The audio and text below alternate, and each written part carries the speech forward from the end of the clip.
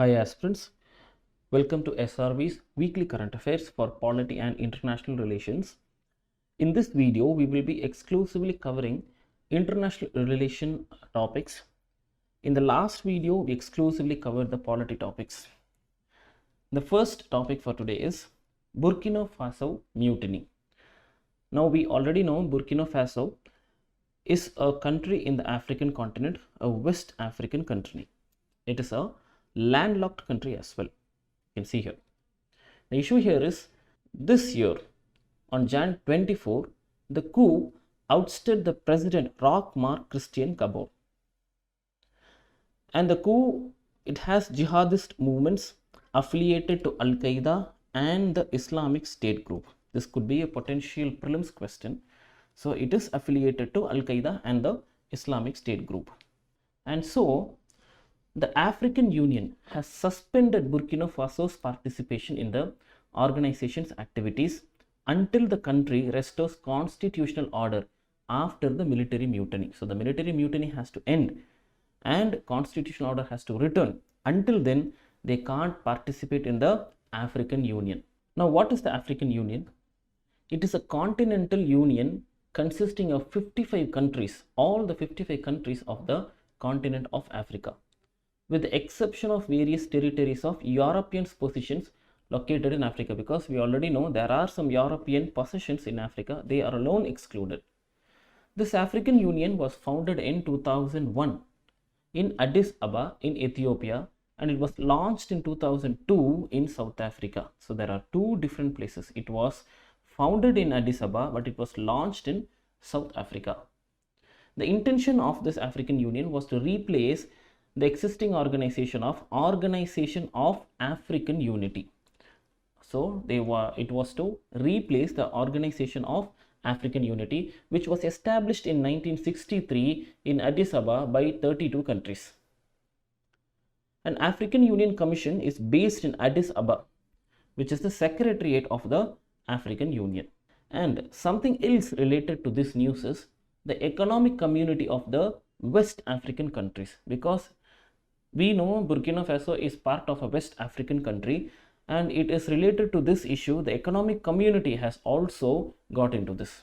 And the ECOWAS, or the Economic Community of West African Countries, it is a regional political and economical union. So the questions we have seen in UPSC, sometimes they specifically ask whether a particular union, whether it is just an economic union, or it is a defense union, or it is a political union. Here you can see it is a political and an economical union of 15 countries in the West Africa. So the whole African Union has 55 countries, while the ECOWAS has only 15 countries which are located in the western part of Africa. It was established in 1975 with the signing of Treaty of Lagos. Keep it in mind, it is the Treaty of Lagos. The goal is to achieve collective self-sufficiency by creating a single large trade bloc. So this is an economic bloc, we know. So they are trying to create a trade bloc here. And apart from that, it also serves as a peacekeeping force in this region. We know what is a peacekeeping force, because recently we have been talking a lot about the UNSC, which has a peacekeeping force. So this ECOWAS also acts as a peacekeeping force, a very important question here. And this ECOWAS is one of the pillar regional blocks of the continent-wide African Economic Community. So the whole community, it is called as the African Economic Community, and one regional block within this is this ECOWAS. So the next topic is about Israel. Here we're going to see about the Abraham Accord. The Abraham Accord is between Israel, the UAE and Bahrain. So these are the three countries: Israel, UAE and Bahrain. And it was mediated by the USA. So whenever there is a mediation between certain countries, we have one huge country like sometimes it is the Russia, sometimes it's the USA. Here you can see the USA has mediated, and the countries involved here are Israel, UAE and Bahrain. And one more thing to be noted, which could be a statement question: this is the first Arab-Israeli peace deal in 26 years. And before that, we have seen that Egypt was the first Arab state to sign a peace deal with Israel in 1979. And then Jordan signed a peace pact in 1994. And this Abrahamic Accords of 2020 it has seen UAE, Bahrain, Sudan and Morocco normalizing relations with Israel.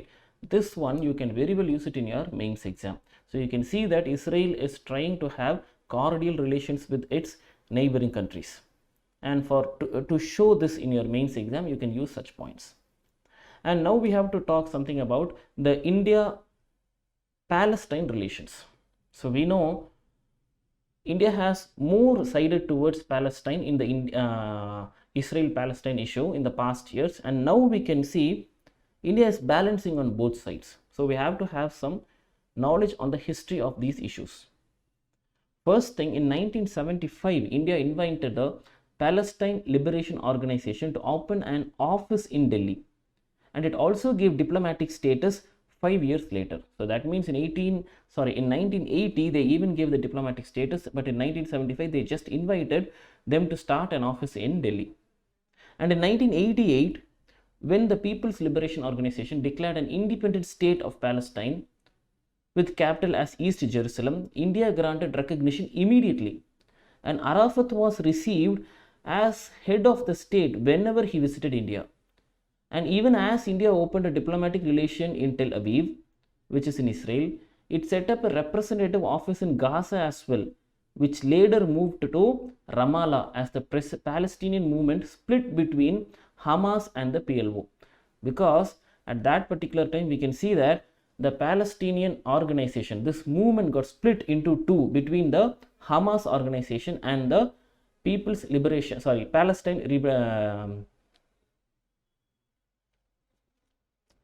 At that particular time, we can see that this movement has split into two between the Hamas and the Palestine Liberation Organization.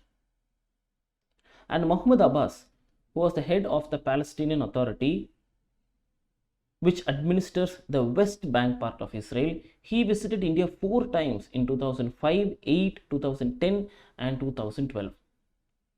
And then India voted for Palestine to become a full member for UNESCO in 2011. All these you can use in your mains exam, and these can be potential statement questions in prelims as well. So for UNESCO in 2011, and a year later, it co-sponsored the UN General Assembly resolution that enabled Palestine to become a non-member observer state at the UN without voting rights. And for this as well, India supported.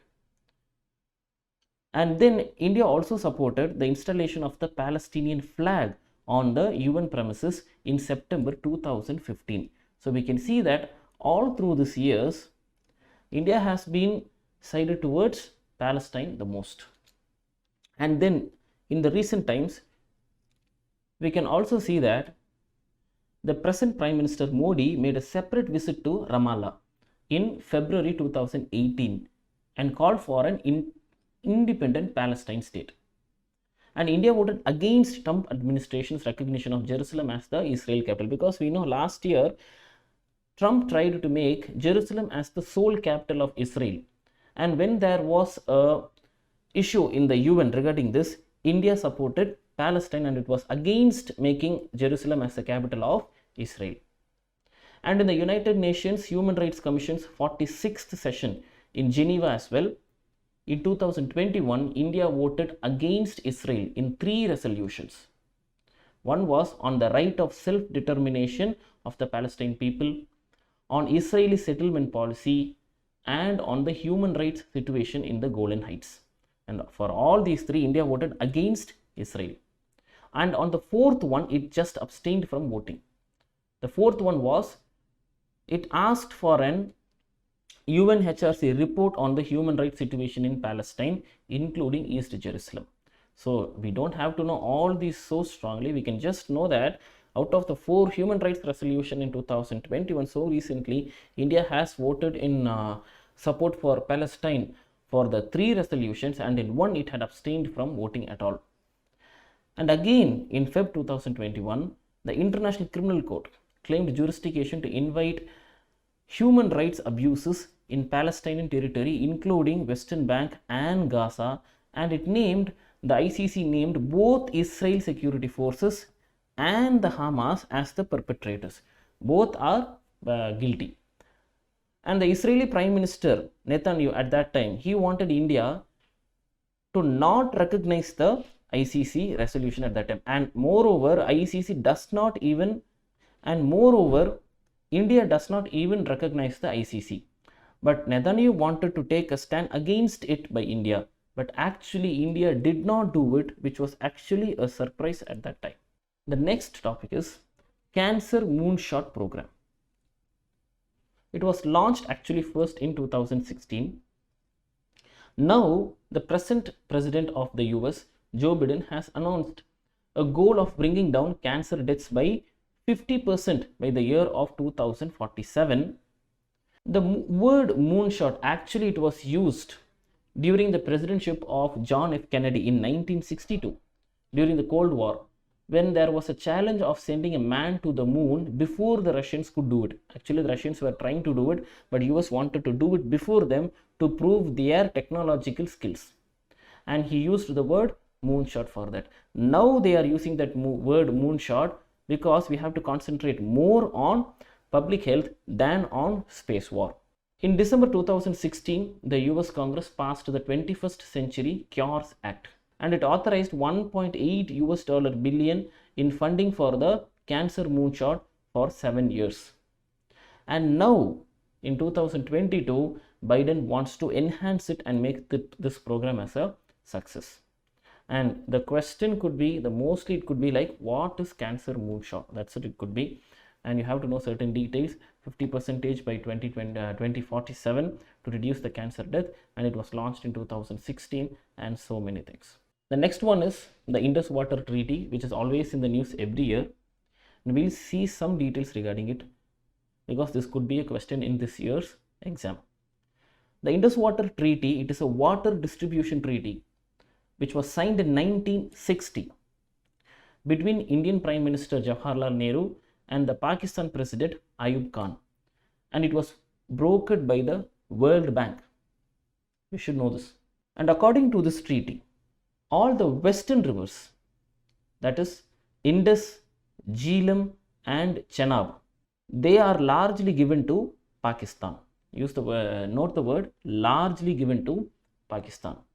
And all the eastern rivers, that is Sutlej, Beas and Ravi, it is allocated to India for unrestricted use. There is no any restriction, they can use it completely. And in the western rivers, which are largely given for Pakistan, India has a small right in that. India can generate hydroelectricity through a run of the river. They cannot stop the water, build a dam. They can just generate hydroelectricity through runoff river. And the project subject to specific criteria for design and operation. It's not completely without any restrictions. And one more thing this treaty gives is, Pakistan has the right to investigate on whether the project restrictions are followed properly or not, and they can even complain against it. And this commission, Indus Water Treaty, they introduced a commission as well, a permanent Indus Commission. The Permanent Indus Commission is a bilateral commission of officials from India and Pakistan. It was created to implement and manage the goals of Indus Water Treaty. And this commission, according to the treaty, must meet regularly at least once a year. So they should meet at least once a year. And the meeting will take place alternatively in India and in Pakistan. The next topic is Comprehensive Economic Cooperation Agreement. And we are going to talk about CECA between India and Australia in this particular topic. The Indian and Australian negotiators will have the final interim agreement. It's going to be ready within some 1 month or something now. The interim agreement will make the beginning of a phase of FTAs that India is aiming to achieve in the coming year. Major Indian exports to Australia include petroleum, medicine, polished diamonds, gold jewelry, apparel, etc. While Australian exports to India include coal, LNG, alumina and non-monetary gold. And in the service sector as well, major Indian exports include travel, telecom and computer, government and financial services, while Australian services exports where mostly education and personal travel, because we can see that from India people go to Australia to stay there and study. So in services export, Australia mainly cares on education as far as India is considered. And in 2020 it was seen that India was Australia's 7th largest trading partner and 6th largest export destination. And the main export things which are exported to India are coal, and the next one is education. So the two main components of Australia's export to India are coal and education, and they are looking forward for a comprehensive economic cooperation agreement, which could be a huge boon for India in economic sector. The next one is the Gulf Cooperation Council. This was just in news. Here it is better to know the countries which are part of the Gulf Cooperation Council. And apart from this, in international relations, there are many maps that we have to have a look about. And in these videos, I have not concentrated so much on maps, because in the coming weeks, we'll be having an exclusive video for cracking the map questions in prelims and for mains, which have been in news throughout this year. Nearly for 1.5 years from now, we are going to take care of all the map questions. We are going to have a free session video, which is also going to be offline, and most probably it's going to be on coming 6th on Sunday. On that day, we'll be covering the entire map session for the entire year news. So those who are interested can enroll to it. Both online and offline classes are there. So we'll be covering the map exclusively. And the Gulf Cooperation Council, we can see there are 6 countries. So how to remember the Gulf Cooperation Council has 6 countries? There's a simple clue. So we are trying to see about how many countries are there in that Gulf Cooperation Council. So if you see G, so what number do you remember? Can you see there? G looks like C, doesn't it? This is how you write G, and C, and it looks like 6. And the Gulf Cooperation Council has 6 countries in it, and they include Bahrain, Kuwait, Oman, Qatar, Saudi Arabia, and the UAE. And we call them as Gulf countries, and the council is called as Gulf Cooperation Council because the countries are situated at the Persian Gulf, which is here. Okay, so since they are situated on the Persian Gulf, we call them as Gulf countries, and the council is called as Gulf Cooperation Council. And the news has no much details which could be asked in the exam, so we just have to know what are the countries which belong to the Gulf Cooperation Council here. If there is any more news, we'll be covering it in the coming videos. The next one is about free trade agreement. This is a news because India is in discussion with the ASEAN bloc, which has 10 countries in it, for initiating the review of the free trade agreement in between goods between the two regions. The FTA is a pact between 2 or more nations to reduce barriers to imports and exports. The concept of free trade is actually opposite to trade protectionism. What is trade protectionism? So when some country is trying to sell their products in my country, I put trade barriers, like I increase the custom duties. Sometimes I say this product should not be sold in my country and such things, right? But what is opposite to that is free trade agreement, because when I have a free trade agreement with a particular country, they can very easily sell their products in my country, and at the same time I can sell my products in the foreign country as well. Here one more thing that we have to know is the differences between various types of economic agreements within various nations. So you have to keep in mind this whole diagram. So which is more comprehensive?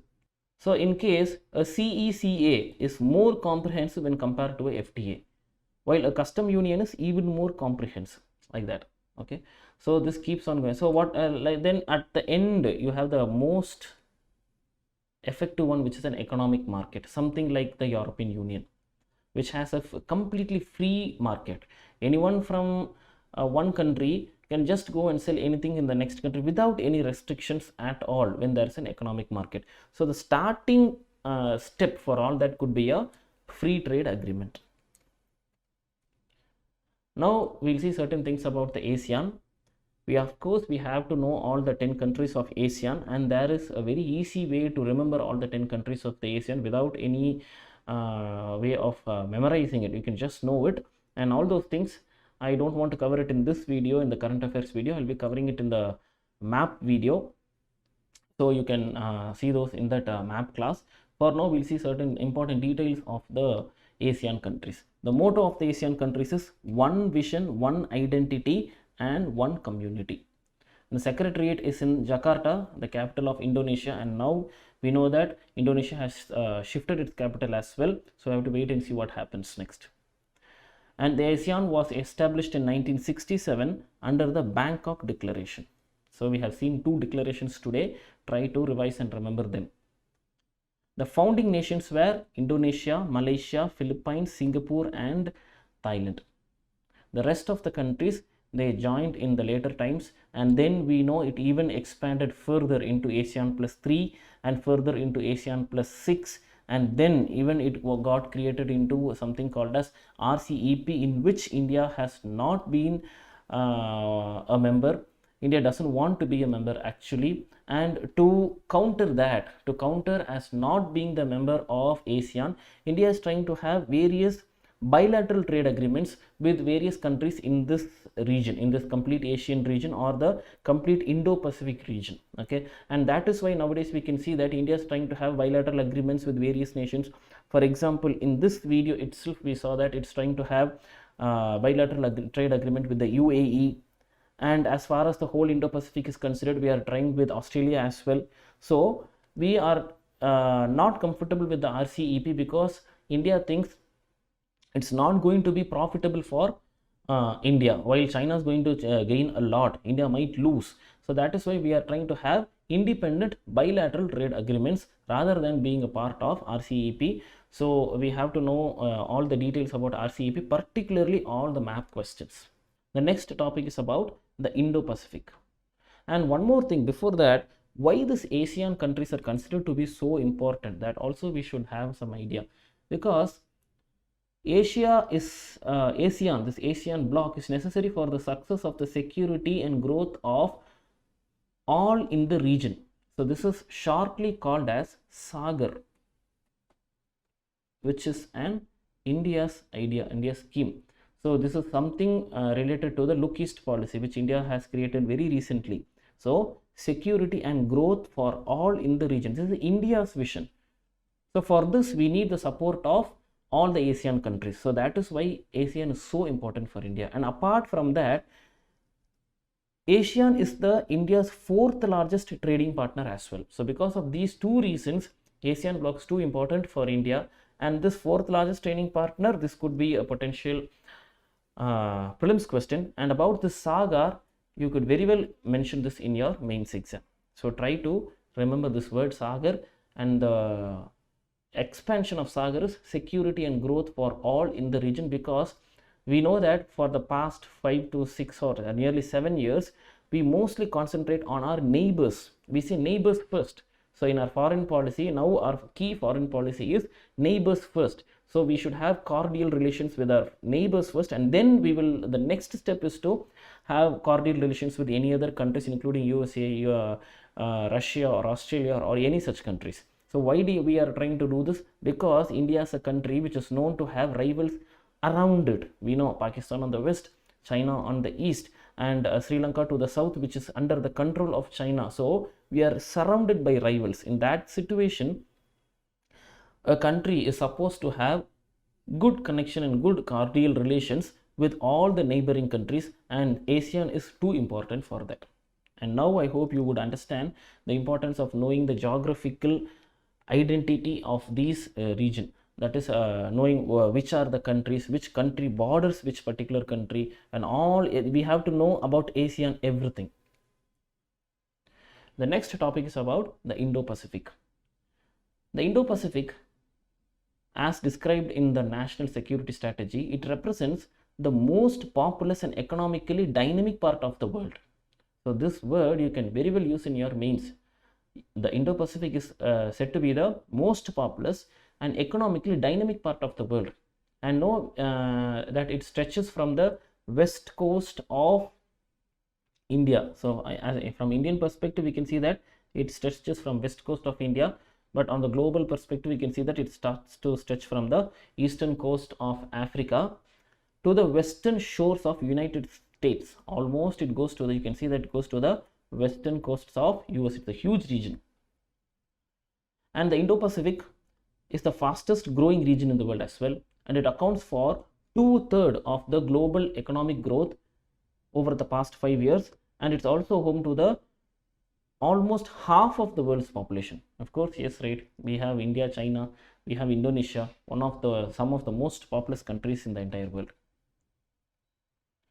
And again, these are some specific details which I have to know for prelims, and we'll be exclusively covering this whole Indo-Pacific region in a single video, because it's not so easy to cover Indo-Pacific in a current affairs video. We need an exclusive video for this alone, because you can use this very well in the mains. But here for this part, for prelims, I don't think anything much more is going to be asked, apart from where to where it stretches, which oceans does it stretch across, and about this economical participation or the ratio of economics in the world and the population and so on. All those details we have covered now. And the next one is Katsa. So Katsa, so what is the expansion of Katsa? Actually, there's nothing to memorize it. It's too easy, because nowadays it's not like the medieval world, where if a country wants to achieve something, it goes and wages war on that country immediately. So the war is the last resort. Before that, today economics plays a huge role. So the first step to be taken is somehow try to control another country using the economics, and particularly for a country like US, which is the largest economy in the world, they take economy as their first weapon. Now, if they want to control any other country, we know that Russia is a huge rival for US for a very long time, and to control Russia, they use this. They use various methods, and Katsa is one such thing. So here, it means countering America's adversaries through sanctions. Okay, through sanctions.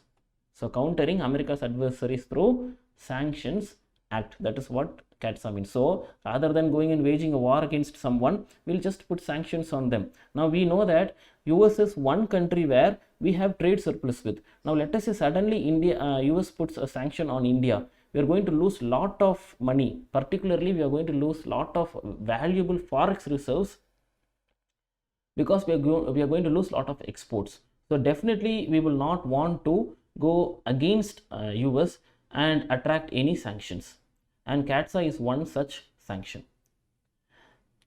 And now this is now used for Russia, or against Russia actually.